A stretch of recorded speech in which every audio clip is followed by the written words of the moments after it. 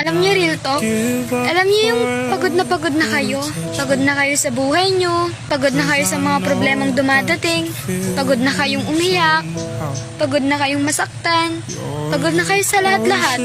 Yung tipong gusto mo nang magpahinga, gusto mo nang sumuko, gusto mo nang mawala na parang bula, yung gusto mo na lang manahimik, yung mapapasabi na lang sila sa'yo na pwede ka nang magpahinga, marami ka nang pinagdaanan sa buhay. Yung mapapasabi na lang sila ng condolence, mamimiss ka namin, mahal na mahal ka namin.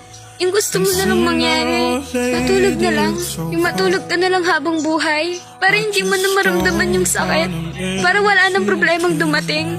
Kasi baka sakali pag wala na ako, wala na akong problema, wala na akong mabigat na dadalhin, hindi na ako iiyak, mamamahinga na lang ako. Kasi pagod na ako.